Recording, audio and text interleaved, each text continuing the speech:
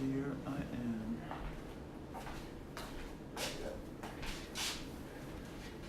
Alright. Put them on, man. Alright. Debut. So we are currently live on the gram. Is that so? Yes. Count it up. Episode 54. Correct? Correct. And then another thing Yeah. is that try to speak like into the mic. Into the mic. You know? Got it. It's always yours. I know it is, isn't it?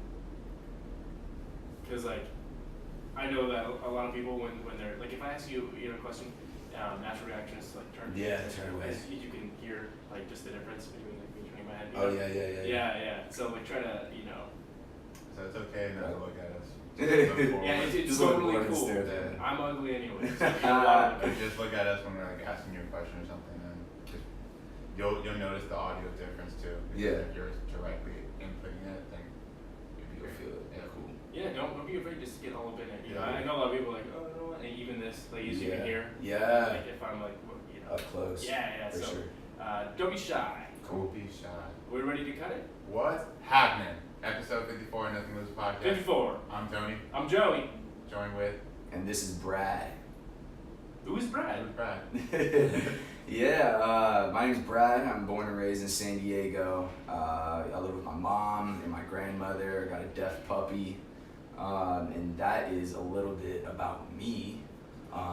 Brad, for our listeners, is our youngest Guess. guest so far, I don't know if we're able to disclose his age, but but it's the youngest. at his young age, he's already doing some really big things. So No, thank you. Shout out to Carl, Appreciate it. Gross Monkey Knife, that just linked us up and told us like, hey, be honored to have him on here. So Yeah. he's got a story. He's got one hell of a nonprofit he started, and we're gonna jump right into it. that's what life's about, though. Just to hone in on that, it's about connection. So who knows who you might know? We're all separated by like the 6 degrees of separation, something like that. This was a great connect. So shout out to Carl again. Like Appreciate we're really stoked about this episode. The man usually dunks, but it's when he threw up the mock for us. That's funny. So Brad, you've got a lot going on in your life, Yeah. and you're on the podcast today for a very special reason, Yeah. right? We want to hear about Single Hope, which we're going to cut to in a while. We want to hear about your current job and what you do, Mhm. but more so, we want to hear about your story. Yeah. So, just like a little brief, tidbit. Mhm. Single Hope Foundation is a nonprofit that Brad Boyce here founded for single parent households. Mhm. Not just moms. Not just moms, could be dads, maybe even a grandparent. Yeah. So, how did you get into that? And take us back from the very beginning. So you already said you're from San Diego. Yeah, so what I like to do is I want to start out where I am right now, and then we'll go back in time and kind of explain how I got here. Great story. It's Whoa, I don't know if you can be the captain, but just kidding. No. Yeah, man. So right now, I'm 22 years old here in San Diego, and I'm the founder of this nonprofit called Single Hope Foundation. It's helping single parents all over San Diego. And I am also a COO at a consulting firm which manages a gentleman's career by the name of Remy Adeleke. And so he's got a lot of amazing things going on as well. And we actually met in acting class. So I'm an actor, studied at the Lee Strasberg Film Institute in Los Angeles. Wow. And I'm writing my book. It'll be done by the end of the year. So. What an actor, author, philanthropist. Wow. Yeah, so that's where I'm at right now. No, I know. I'm not trying to boast at all. I just want to show, this is where I'm at. But it was by the grace of people that helped along the way. I like that. So when I was a young kid, things were not as planned or normal. My mom, like I said, she's a single parent, but when I was growing up, she was a supplier of a very bad drug called crystal meth.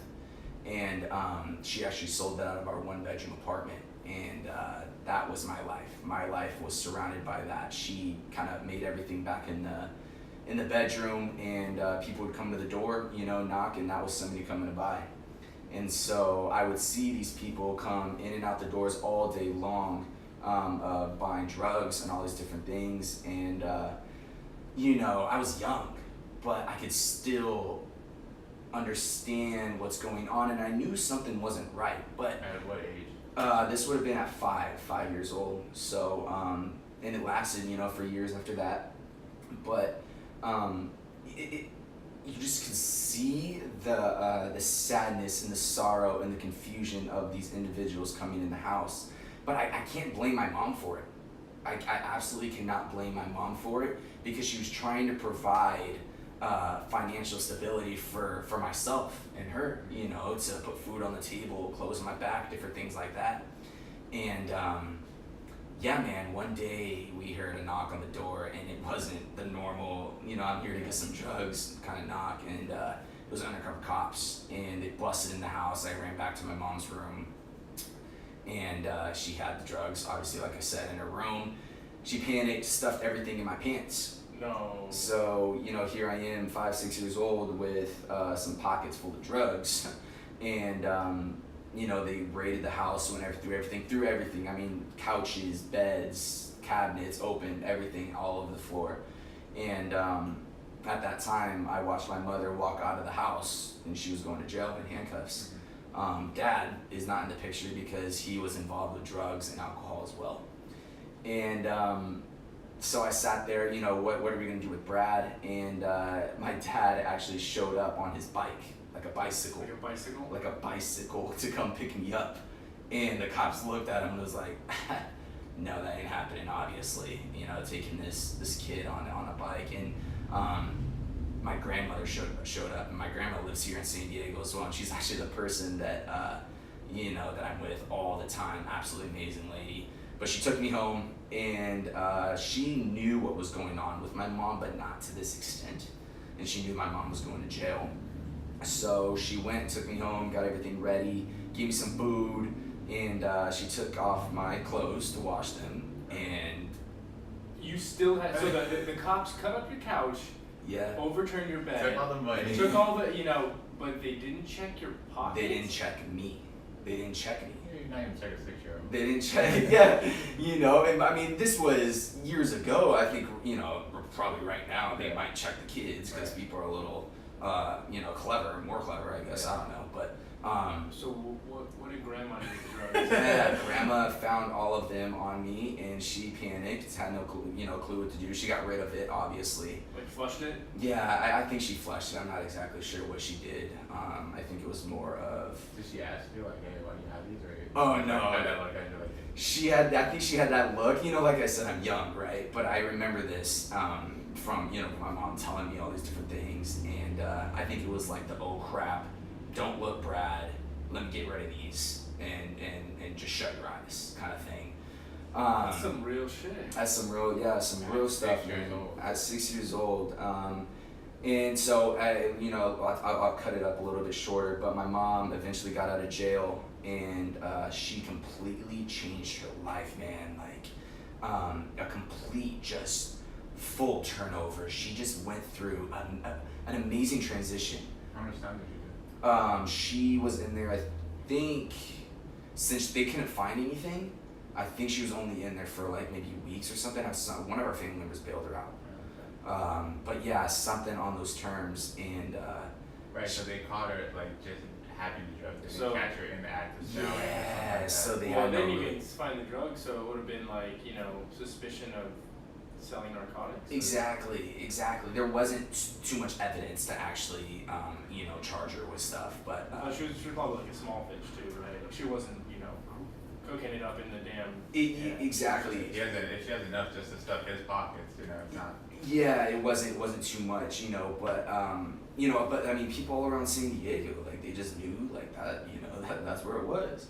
That was the place. But what I really want to get to is that the choice she made when she got out of jail and she realized she screwed up, you know, like things that wasn't right. That obviously wasn't right. I got this kid to raise. What am I gonna do? And she started making the changes. She went to AA meetings. I grew up in AA meetings, literally in NA meetings, like straight up sitting there listening to all these people with all these problems and addictions and just unfortunate circumstances kind of thing. And that's what happened. She started making these changes, and people along the way just saw it and came alongside us, provided cars, clothes, food. Kind of when you're sitting there, how am I going to pay my next check? Somebody's knocking on the door with that check, to just help us out. Wow. And we can get, deeper into that if you guys want, but, things went on and we started making choices, and here we are today. What kind of people were like giving you assistance? Was it like her NA, sponsors, like her teammates, or just like random ass people? Yeah, so honestly, it was random people, and this started to happen when I was in more of like elementary school, middle school, high school. I mean, literally, dude, like we Christmas is coming up, right? Every parent wants to put something under the tree for their kid, and she couldn't, obviously, and I went to this aftercare program, like an ESS or whatever, I don't know what they're called, but I saw the people, teachers, just collecting all these things in these black trash bags, and I'm like, what the heck are those? Like, what's going on, man? Like, this is weird. And my mom comes and picks me up, and she takes those trash bags. I'm like, okay, this is weird, man, but turns out those are presents that all that ESS program's families accumulated for me to have Christmas. Damn, you got bags? Dude, bags, like, wow. like I woke up and there's just presents all over the house, and I'm like, what the heck? Like, this is weird. Did you know your circumstance? Like, did you share it, or did you think it was your mom sharing it? I know you're still young, but... Yeah, I think it was my mom that kind of shared a little bit of what was going on, and, around the house, and how she was just making a complete change, and really making an effort to... Because if people are willing to change, people are willing to help people. Yeah. Especially for her sharing that. Yeah. And that just goes back to choices, right? And I think we as humans have the ability to make a choice on whether or not we want to get better, or whether or not we want to make a change, right? I always tell people, Mondays suck, right? You get done with your weekend, you're having fun, no problem with that, but then you hit Monday and you're like, why? Like, I'm just trying to knock out. I'm just trying to sleep. And you have a choice when you're laying in your bed and you wake up Monday morning, what kind of day are you going to have? Mondays suck. Today's gonna suck. My boss is gonna come down and, tell me everything that I'm doing wrong. You're probably gonna have that day. You just told yourself that. And you say, today's gonna be dope, man. I'm gonna kill it no matter what happens. You got that choice. So you think that it's a self-fulfilling prophecy? So like whatever you put out in the universe is what you get back? Yeah, I really do. A lot of times there's that, I don't know exactly who has that quote, but it's like 85% of the things that you worry about don't actually happen. Right. And so people are already creating false situations, scenarios, thoughts before they even start their day. So they're stressing about things that don't even matter. Exactly. Yeah. Exactly. And it's like, look, if you look on the opposite side, on the contrary, things can happen for you, not to you. Like, that's the truth, man. You really have that option and that choice when you're laying in your bed. And it's all a matter of making that right choice. And of course, there's like things that we can't control, like maybe a car accident, right? But like, for most things, that day-to-day things that suck, that just make your day terrible, we don't control that. We have the mindset that if we come into the day, because everyone's going to be like, hate Monday type of thing, but if you're coming Monday like, hey, it's another day, I'm going to go at it, out my way. Yeah. You already changed. What if I'm really tired, though? Yeah. What if I'm just like really tired? I know you got a lot of caffeine. No, Caffeine.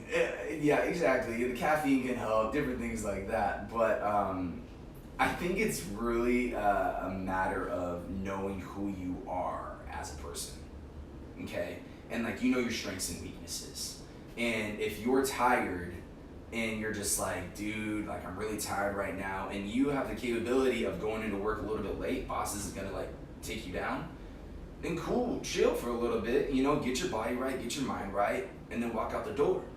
You gotta be prepared for what comes at you. So if you do have a car accident or some guy flips you off on the road, you're not retaliating and fighting fire with fire, right? Okay. Yeah. It's kind of like, okay, you know what, I'm tired, but Can I ask you something though? let's do that. Yeah. So, because like I suffer from depression, Mhm. right? This is widely known, and I know a bunch of people who suffer from depression.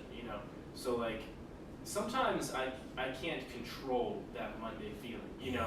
So like, what would I do if I just wake up and my hormones are out of balance and like I feel just like depressed already? Like, is there something that I can do to change that? I mean, scientifically, I don't know. I don't think I have the answer for that, and I don't want to say anything that might offend anybody that does suffer with depression, because it is a medical. It's a problem. Yeah, it is. And it sucks. And I just feel like if you really take the proactive steps on getting yourself maybe the right help if you can, or telling people and not holding it in, because a lot of times people think, well, if I tell somebody that I suffer from depression, they might look at me differently. Oh no, definitely. And you're just like, I don't want to be looked like that. Yeah. And you may have this amazing career as a businessman or all these different things, but behind closed doors, you're struggling with something like that. Absolutely. And it's like, look, I can walk in the office with a big smile on my face. We're gonna make some money today, but this morning was a little bit different because I woke up and things just weren't right. Yeah. What if you're just kind of like shitty from 6 a.m. on?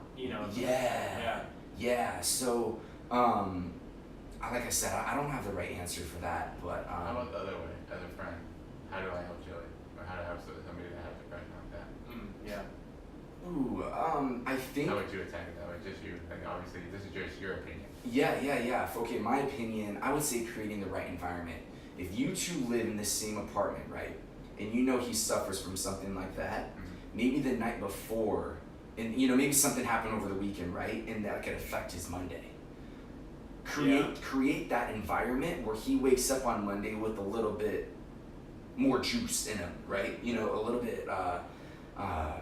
little bit more optimism that he's gonna kill that. I totally agree with that. Okay, so like if let's say I lived with somebody and I wasn't feeling quite like myself because maybe this was a low. Would you say that the other person who I live with and who I count on, supposed to be like my moral support, do you feel like that person kind of has like an obligation to help a little bit, because I mean, you're in a relationship with a person. Yeah. Everything's been laid on the table. Like, hey, I have this thing that I deal with. Do you feel like maybe if they want to stick around, then they've got to like share the load, or no? Yeah, I think that's a mutual understanding between the two of you, right? If you've got, like I said, this situation that's going on with you, and you depend on this on your boy, you depend on him for not only emotional support, but so many other different things. I think that other person, I don't think it's an obligation or like a duty of them. I think if they're truly your friend and they love you for who you are, they're gonna do it. And they wouldn't. No matter what, they're gonna do it no matter what. Yeah. And if they aren't, and if they're sitting there telling you everything you're doing wrong, or telling you it's just a phase, like just get out of it, bro. Like, life sucks already, kind of thing. That's not your friend. Yeah. You gotta look for the right people to have your back and support you and love you and know who you are further than your outer skin and your physical appearance. Yeah, I just feel like people are afraid to have that conversation. It's just weird. Yeah. When were you comfortable having that conversation with people? Like, hey, my mom used to sell drugs. Oh yeah. Well, I'm gonna be real with you guys right now. For the listeners, he didn't tell us it. No. We started it. We had no idea. So me and Joey's face is like, shit. What just happened? No idea. We knew he was like raised by a single parent, but we didn't know the whole background about it. So this actually happened 2 years ago. I knew my childhood was, like I said, different. I knew there was something wrong, but I didn't know what. And my mom never told me what it was. Okay. I knew she went to jail. I knew there was some weirdos that would come around the house here and there, but I didn't know why, and I didn't want to ask because I was afraid of the pain it would cause my mom. I'm sitting here in Los Angeles, California, in an acting studio at the Lee Strasberg Film Institute at 10 o'clock at night, on stage in this black theater, right? Red seats, just 10 of us in there, and amazing acting teacher, just crazy, right? Yelling, just typical, just gets it out of you. And I'm sitting there on stage and I'm doing a monologue and I can't get any emotion. I'm stuck. Why can't I feel this emotion? What's going on? I feel like I'm just saying these words and I'm not feeling it. What's going on? Brad, think of something that brings up an emotion with you. What, she keeps going and nagging me. Talk to me about your childhood. I don't really know a lot about my childhood, Annie. I don't know. Brad, tell me, figure it out. You something. And she let me sit up there for about 2 minutes, and I hysterically started crying, snot and everything, bawling my eyes out, and I had no clue why. And she goes, begin the scene, and I begin the scene, and I just, just going, and I walked off the stage, and I sat in the chair, and I was just like, something was about this single, this apartment, and something. And I went home and I said, Mom, this is what happened in acting class today. Can you explain why I felt this emotion? And she shared the news on what went down, and then she showed me her mugshots and everything. Oh, wow. So it was like a full disclosure that night. Yeah. She had and she just said she was waiting for the right time and different things like this, and still some of our family members don't know that she did that. Okay. So can let me ask something, and no offense to your mom, but do you feel like she would have been totally okay just going your whole life with never, telling you that, That's a great question. That's really good. I'm not sure, but my mom and I are very transparent with each other. We tell each other everything, and I feel like there would be a time that would present itself where it would be appropriate for her to tell me. Yeah. I do think she was maybe waiting for a level of maturity. Well, obviously though, that really burrowed itself real deep in your subconscious, right? Yeah. So even though you weren't, shit, man. If you didn't have that breakdown, who knows? You might have had a bigger breakdown later. Something substantial, right? That is the absolute truth. Because Jeez Louise. a lot of times, when we're going back to just talking about things like that and being real honest with each other, and that's one thing I kind of want to talk about, is being honest with yourself, right? I feel like it's very rare nowadays for people to sit down and be completely real, throw every insecurity out on paper in front of you and look at it and face it, right? Because I think a lot of people wake up in the morning and look at themselves in the mirror and they're disgusted with either an addiction they've got, a thing they did last weekend with somebody, or it could be whatever. And they look at themselves every single morning and they can't stand who they're looking at. And it's not the physical outer appearance, it's who they are inside. And they don't want to face that addiction because it hurts. They don't want to face that breakup because it hurts. It hurts, right? But when you face that and you kind of sit, I always say a virtual, take a seat in that problem, and really address it and see how you can maybe get it to disappear or get it to just move away from you. That's when growth starts to happen. When you're addicted to a drug, right, or pornography or whatever it may be, when you're addicted to something like that and it's holding you back from something, from being that person that you want to be, look at it, sit with it, and figure out how to stop it. Because it can be stopped. You just have to work at it. It's not something that's going to be this microwave thing where you just press 30 seconds and it's good. It's going to take time. You got to cook the turkey. You got to prep the turkey. You got to, marinate it, and then it's got to cook for 6 hours. It takes time, and that's what you got to do. You got to take time with these things that are hurting you as an individual, and then let it go where it needs to go. And so first step you recommend is writing it all down? Yeah, however, if you're good with writing things down or talking with a friend, that you trust, or talking to yourself, in your room by yourself, whatever it may be honest, real honest with yourself, and put those things out there. Can I? Okay, let me ask you another question. What if you don't know what's wrong? Sort of just like you. Mm-hmm. Let's say that you had a breakdown, you had no idea why, and let's say, hypothetically, your mom wasn't available to have that conversation. Like maybe, she passed away, or maybe she was still locked up. Well, obviously, if she was still locked up, you probably know why. So yeah, let's say that she was like unavailable, Mm-hmm. and you could not reference her for that sort of trauma that happened to you. You would kind of still be in like a limbo mystery thing, right? Yeah. How do you feel like you would tackle that situation? Because maybe some people, don't have the reference points that you had. Maybe there was some childhood trauma, and they can't remember exactly what, just like you. Yeah. You know. The first and foremost thing is what I would say is ask questions. If you know that maybe you have access to a family member or a friend that may have been around that area at that time, ask questions. Don't be afraid. It's okay.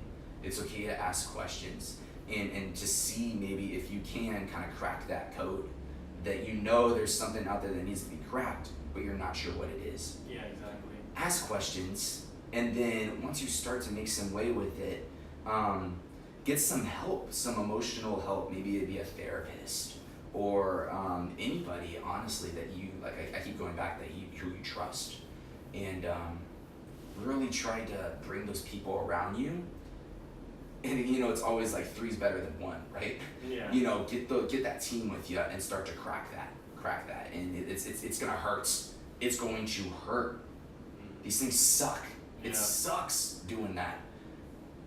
But on the other side of that mountain is everything you've been looking for, is the person who you are trying to be, is that job, is that girl or that guy, or is that dream right on the other side of the mountain. But you just gotta be honest with yourself. I like that. So, other than that, Other than that. Well, I don't really know how to segue. I just want to talk about Single Hope for a minute. Yeah. So, Plug away real quick. Yeah, when we can. I think they should plug it right there. We'll plug it at the end too, at least.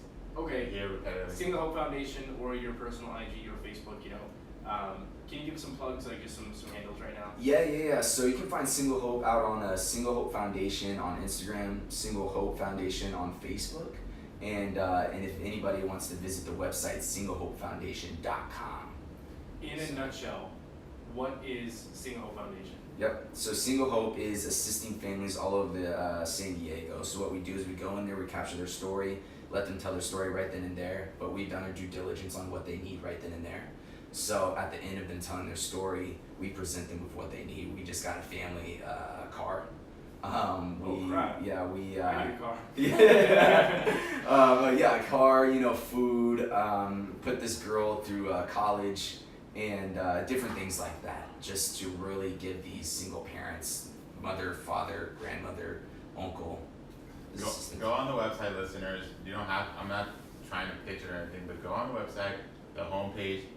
2-minute video of him selling it, and if that doesn't motivate you and one way to help, then I don't know what will. That's awesome. You sold it really well. You told the story, what we're here to do, and then just the images in the video itself.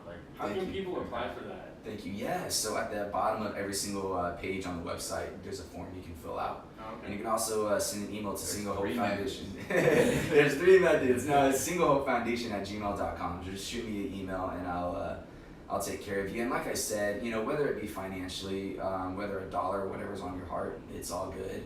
But most importantly, if you have a family that needs help, just shoot me an email and we'll get them help. Cool. And this is 100% donation based. Yeah, I'm under an initiative under another nonprofit called City Hope, which is I saw that. Yeah. Yeah, it's domestic violence and human trafficking survivors. So it's completely you can write off your donation and everything, 501c3. Awesome. Yeah. So, obviously, your story is very unique and it, fits the shoe here for Single Hope Foundation. Mm-hmm. What does it mean to you to be able to give back to families who, might be in your situation or was in your situation, and, Yeah. tell us about that. Like, feed our soul right now. Yeah. for It the is. first time? It is priceless, and it's indescribable. The ability to do something for somebody else and see their reaction, whether it be a smile, a hug, a handshake, or whatever it may be, is amazing. It's amazing just to see what something small can do for somebody. You never know what it can do for somebody.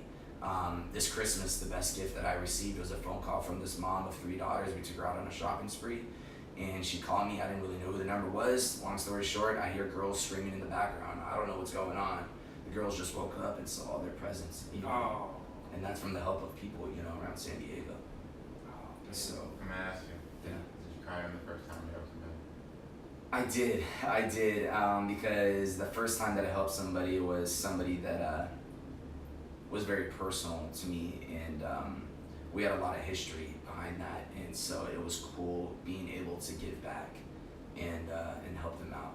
So, I'm just assuming that this might have been somebody who was there for you when you needed help, and then you kind of like returned the favor or something, or? No, it was a guy that I just, we kind of grew up together, played football and stuff, and it was a cool thing. I mean, honestly, I got to help my old Little League coach.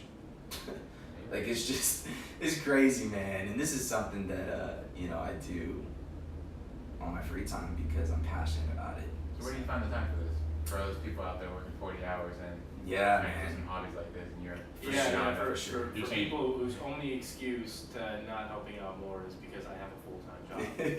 So. Yeah, I have a full-time job. I work 9:30 to 4:30 every single day. I'm going to school. I get my bachelor's on May 3rd. Not this May, but next May. Congratulations. Thank you. And I do my things, and I'm writing a book, right? So everybody has free time. And it's what you do with that free time that really makes who you are. In free time, you can get in trouble. You can do things that you probably don't want to do in your free time, or in your free time, you can do something great with it. And I said, I want to do something great with my free time. Wait a minute, so you're not caught up with Game of Thrones? No! Number one. No, but I am caught up with American Idol. I like that show. I didn't see that coming. What season are they on? Oh, I don't even know. 20-something? No, it's, I have fun, man. I have fun. Somebody told me, like, dude, just have some fun. And I have so much fun. Just everything. I get to travel the world, and I get to pursue, my passions. Can you, you don't have to say names or specific situations, but can you share a story of you helping out a family that really needed it, and like their reaction and like what it did for you? Oh, yeah. So I'll go back to the Little League coach. This will be, I think, maybe almost a year ago. About 10 months ago, maybe. His wife, Tina, she passed away from influenza B, and they got three kids. And this came out of nowhere. She said she felt something. She took her to the hospital, went and picked up the kids from school, and she went into a coma. And she passed away, I believe, 23 days later. And I heard about the story, and I realized, he went from a 2-parent, household to one in a blink of an eye. And I got a hold of him, and he shared his story with me, and we got to just kind of create like a whole day for him and his kids to spend together. SeaWorld, go do different things, just to take his little daughter out to go watch a movie, things like that. But that's cool, right? We're able to go do that and create the whole thing. But here's what just gives me chills and goosebumps. Is my whole intention with this thing is that when we go out and do something for somebody else, I want them to take that and then go do it for somebody else, right? Keep that chain going. And he created something called Tina's Christmas Angels. And so in honor of his wife, he got together with all these different people. I came alongside of him, and we were actually able to provide presents. I'm talking Xbox 360, like Microsoft came in, Xbox 360 tablets, Kyrie jersey, like top-notch stuff came along. And this mother of five boys. We surprised her. She came into this house, and we had all the gifts there and everything. The video's on the Instagram page. But that was crazy because he received that from what we did for him, and he said, I want to give back. What do I got to do? And he found this lady that he wanted to help, and I said, let's do it. So he created that thing, and he was able to literally help a mom of 4 or 5 boys. So I was just like, oh wow, this is powerful, man. Now I kind of you sort of started something here. yeah, I'm like, this is crazy, man. Just So you started this a year ago, or? yeah, I launched it in late November of last year, so still kind of fairly new and stuff. And Last year, 2018 or 2019? 2018. 2018. Baby. Yeah, it is. It Yeah, is. well, I mean, like, you're super young, and just like your accomplishments alone, you're kind of really putting me to shame right now. Nah. I mean, me at 22, you at 22, it's like night and day. You had a lot of free time. I did. I did. Let me put it there. No, everybody is in their stage of life, and whatever they're doing right now is where they're supposed to be. I completely, firmly believe that. Whatever you're doing right now is where you're supposed to be. I don't feel like I should be. I feel like I should be so much more accomplished, you know. Yeah, but right now it may be preparing you for something big. You know, just from this podcast that you guys are doing and spreading the word of all these awesome people and what you guys are doing is incredible. I think that's just huge, and that the fact that you guys have taken the time to create something like this is stuff that not many people are doing. You see all these podcasts out there, but you look at the big ones and you're like, dang man, like they're making money from that and all these different things, but you guys genuinely, and I know firsthand from meeting you guys, where your guys' hearts are in this, and that's what's important. So, Thanks, man. yeah, Thanks. I absolutely. appreciate that. The whole idea about it, and then when Joey came aboard, it was just trying to just spread the word in San Diego. San Diego's such a small city, but I feel like we weren't on the map, and by having people on here share their stories, we can help them plateau. And we've seen people that have been on this podcast that go up to do more greater things. And Oh keep yeah. exploring, you know? Yeah. So, but yeah, we love a good follow-up story too. You know. So. Absolutely. In Yeah. a year, a couple 6 months, you'll be back here and telling us what you're working on. Yeah. No, seriously. No, Yeah. I appreciate that, guys. Thank you. Yeah. So I mean, you've got you, the person, Mhm. your story that you share, Mhm. and that alone, like just going around and telling people what you went through and like where you're at now, that's awesome enough, right? Because people can relate, Yeah. maybe some more than others. Mhm. But on top of that, you started a nonprofit for individuals who went through or are going through the same thing as you growing up, without being able to have access to certain items and living in a certain way or making them feel like they matter, which is like 2 gold stars. Yeah, no, thank And you're also writing a book. you. So can you tell us what that book's about? Yeah, I could briefly talk about it. Yeah, you don't really have to disclose too much if there's a twist ending here. Yes, it's a young adult novel, and it's about this young boy named Zion Asher. He's 15 years old, and he encounters a nightmare for 3 continuous nights. And in this nightmare, he is given the tools and the clues through his journal to find his missing mother of 5 years. Oh. And so he has to use this journal and believe what his grandma's always told him a long time ago, that his grandma's able to communicate through dreams. She's able to communicate through other people with their dreams, and he's got to believe this in order to find his mom. And so it's a story of money versus blood, and that's how it is. And it's he's trying to get his mom back, so he goes through some crazy stuff with that. So it's fiction. Yeah, it's fiction. That's cool. Yeah.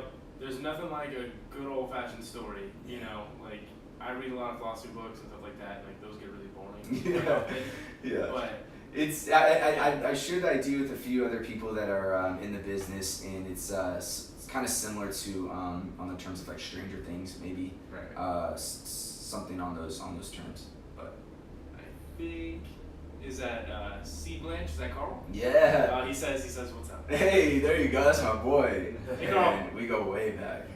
Appreciate it, man. You're the man. So I have a really tough question to ask you. Okay. So tough. So tough. I'm ready. Given your situation, everything you went through, and everything you are right now, and like what you could,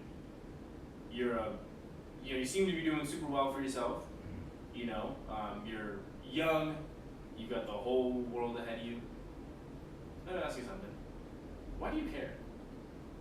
Why do you care what happens to, somebody else? Why do you care if somebody's living in a lower state than expected.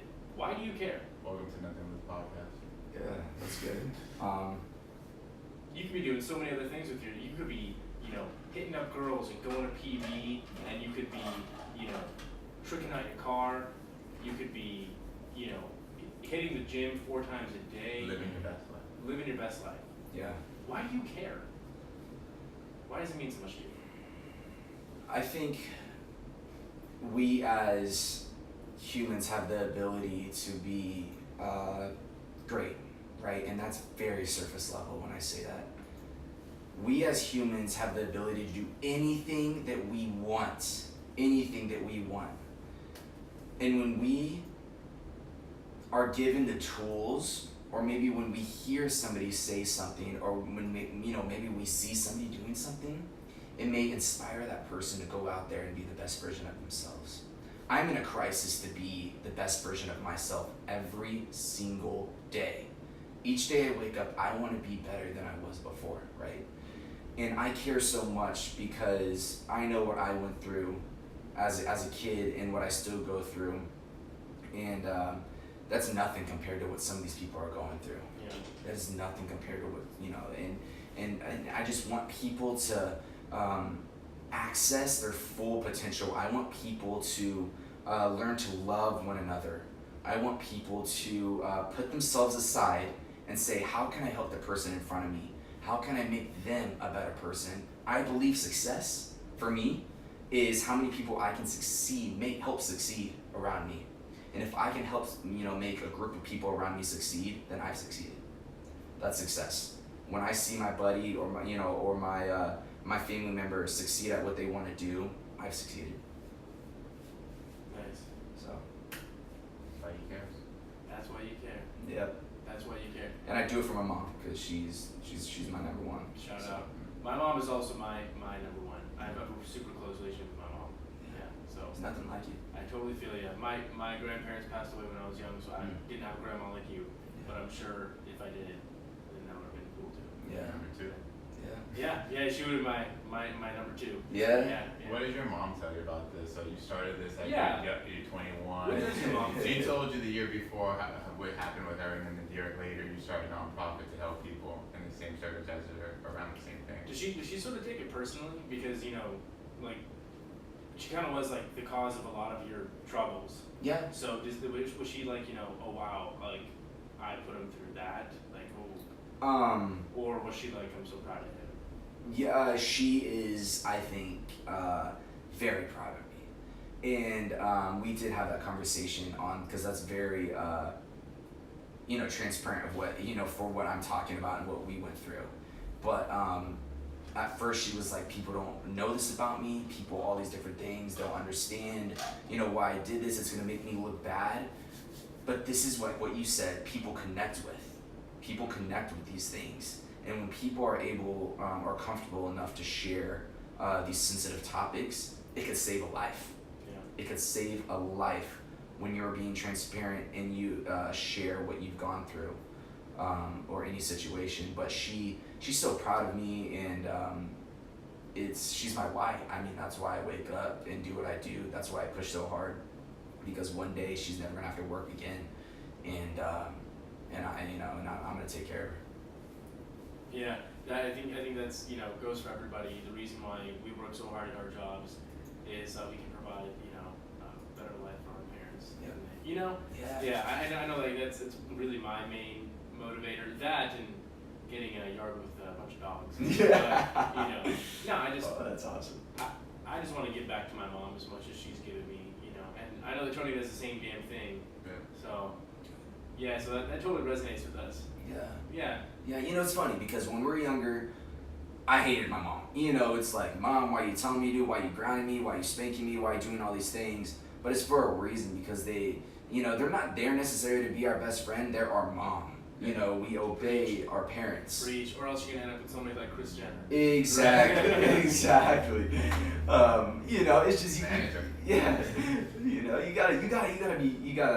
gotta love your parents, man. You gotta love no matter what they do. You gotta love. That's the person that brought you into this world, and that's the person gonna rock with you forever.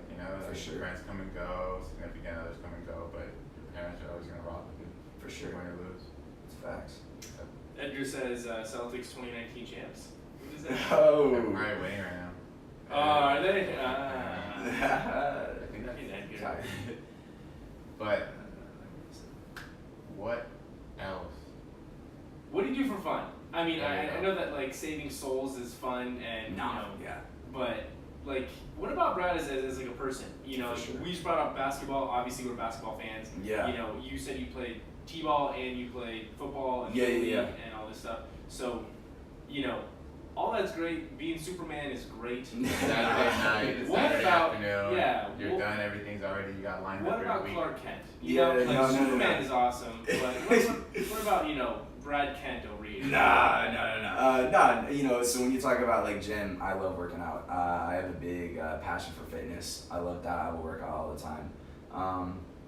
One thing I like to do, I like to cook, and probably one unique thing that not many people know this about me, but there's a place called Majesty in Motion off Elgin Boulevard, and it's a salsa dancing studio. Strip club? Nah.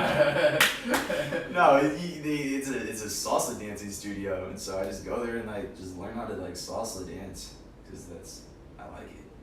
And That's what I do. This guy's about to be downstairs at Onyx. That's awesome. Nah, No, I Alright. like chilling with my dudes and you know my best friends. I love doing that and So let me ask you this: then your crew, are they on the same mindset as you? Or can you say they're wilding out, they're trying to live their best life, but you know you're over here trying to help people, but or do you have people that are actually on the same mindset? dude, that is the best question. It's when I talk about environment, right, and who you surround yourself with. These guys are why you know who I am right now is because you're a product of your environment. And I got one guy that's a real estate agent that is he started when he was 18 or something. So I don't remember. And he's killing it. He's motivated. He's just an awesome guy. I got two other buddies that are music producers, and they're so passionate about it. They love it. They're booking gigs like every single weekend right now. Just like super sick. They're Don Paulo. They're their type. And then I got my boy Kyle that does stock trading. And we're all 22 years old, like, you know, 22, 23. So pretty much what you're telling me is like you and your whole crew Is winning. are productive and successful in their own way. Yeah. Whether it be In their own music, field. stocks, you know, charity, authorship, something like that. Yep. Everybody, you know, everybody's got their thing and they're super passionate about it. I'm so grateful and blessed that I've been given those friends, you know, to stand by my side. Do you guys talk on a regular basis, or is it just like, hey, we meet once a week, or it's just like Yes, could at be their 7 weeks? Every day. at their weekly board meeting. That's why they say hi. Dude, The way he's You guys are- they probably do have you more guys than are us. like, you guys, oh, that's funny. You guys are acting like that one chick that's like, Brad, do you have fun? No. Do We you talk, have we fun? talk every day. We're just typical, like, we're like just like every other, you know, young 20-year-old man. Like, we go out to like places and we go eat, we go, you know, I mean, these guys that are producers, they're always doing stuff in downtown and PB. We'll go out and support them and all that. Let me ask you a question for our ladies out there. Are you dating anyone? No, I'm Okay. not. How fire is your Tinder profile, by the way? Oh So my it's like, gosh. you know, author, charity, salsa dancing, fitness, Nah. you know. They're like fire. Like, how fire is your Tinder right now? Nah, I ain't got no Tinder, man. I can't. How fire would it be? How fire would your What Tinder would your bio say? What would your Tinder bio say? Oh man, that's good. Something about breakfast, cause I'm a big fan of breakfast. How do you like your eggs? Oh yeah, and I'm good at cooking eggs too. I cook Yeah. those every morning. So. You're just gonna put like how do you like your eggs? Avocado toast, I got you. Oh, that's avocado toast, I got you. Exactly. Fertilize. You let me know. You know, you guys want. Yeah, no, for sure, man, dude. I don't know. Man, I don't know. Being I 22, can't. you know, you're tall, you've got charity, you've got the world on your back, and you can salsa dance. Shit, man, you've got to be pulling, huh? Nah, it's not taco. Ah, pineapple. We got him. We got him. That was good. Pineapple. You got me. Nah, it's As you guys get older, though, I'll give you this advice. Just like we're only 5 years older than you, but it gets harder to keep that connection with your friends. So cherish it. Like me and Joey before this podcast, we didn't talk that often. You know, we would meet up like once a month. Birthdays Or something like a special occasion. Like, hey, I got promoted or something like that. We would hang out. Yeah. But because of this has brought us like we talk every day basically, just because of the platform that we're on. Yeah. So if you want to cherish those, I would recommend you guys get something. That's why I said you guys meet once a week or something like that, because that's the only way you're gonna keep those connections. For sure. Just setting something in stone, like we're gonna do this, because you guys are gonna get set in your path. If it's acting or if it's your nonprofit, you're gonna get in it and you're gonna get straight to the grind, and you're gonna forget about the outside. It's the truth, man. You're completely right. It's like I said, we were talking about, I think before this, when you get caught up in life, you know, and you're like, I ain't got time to go do that. I ain't got time to go get a drink with my boy. I ain't got time to, get some breakfast with my dude. Make the time, because in the end, when we talk about your relationships are what matter. Your relationships are what you can fall back on when you're down in the hole, when you're struggling, when things are good. Your relationships, you know, when you have some success at work or something that happens, you got him over here just like, dude, yeah, bro, you know, I got you. When you're feeling low, he's got you.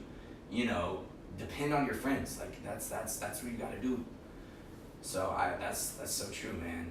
That's I appreciate that advice. No, it's just I wish I would have listened to people when they told me that, because if you think of your friend from high school or from college, you're like, oh, we're always gonna be friends, you know. We're always gonna be friends. That's always This is my boy. Yeah. Like he gets a job or he gets a girl, you get a girl, vice versa, and then it's just you guys never really click now. All you do is freaking give him that flame emoji on IG story. Yeah. Like, it's so stupid, man. That's about it. That's about the connection you get. So that's the truth. That goes out to a lot of people listening. Like, reach out to people. Like, I know Joey yesterday we went to a beach cleanup. The people we were around yesterday, like we actually connect on a daily now. Like, not like just like, hey, we're doing this beach cleanup. We bond with people outside of it. So yeah, I like want to do stuff like that. So for myself and for listeners out there, let's say that I wanted to get involved with Single Hope, but like I don't have money to give you. Yeah. Is there any other way that I could contribute?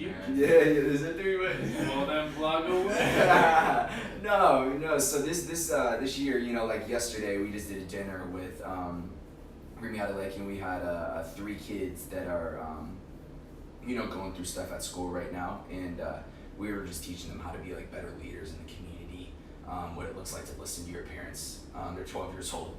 So, I was like scared straight where you guys yelled in the face. Yeah, no, we were screaming at them. No, we just had dinner, got some O's Kitchen, some Italian food, and just sat around and just talked. And we had their parents there, and it was really cool. It was an awesome experience. So those little things are what people that may not be able to help financially is what they can come alongside and help. And I'm gonna be, I'm working on creating an event, like a big event, this year where a lot of people out there in San Diego can come along and help with, setting up tables or we'll be there. Just anything. We'll be there. I appreciate it. Yeah. We've actually been following through with a lot of things that we promised people. Cool. Yeah. So if you have an event and you need like some volunteers just to set up tables or serve some food or just promote it or just tell some really bad jokes. Yeah, there you go. You guys got a spot. No, I appreciate that. Thank you so much. I know, like I say, when life is crazy, but I can promise you that when you go out and you do something for somebody else, there's you never know what it can do in that person's life. Well, just like you said, we all have free time and it's our choice what we want to do with it. So I feel like helping people and helping things like that, that's like kind of fun. Yeah. It can be super fun. Yeah. Bring your friends, like that's the cool thing about it. Like you two got each other, so you're like, yo, we'll go. If you're kind of skeptical on, I don't know if I want to go by myself, and just like tell your friends like, hey, let's go do something for somebody else. Let's go do it. And you don't even necessarily need to help Single Hope. I mean, find something that you're passionate about. Maybe it's the homeless, maybe it's the inner city youth, different things like that. Get involved in something that you're passionate about, and go help because you've been gifted this healthy body. Go do something with it. Yeah. If you look at other people's situation and you complain about not having an extra 2 hours to watch a TV show or Yeah. While somebody's like worried about their next meal. For sure. I'm not saying like, yeah, just stop watching TV and stop, playing video games. It's pick 2 hours out of a month, right?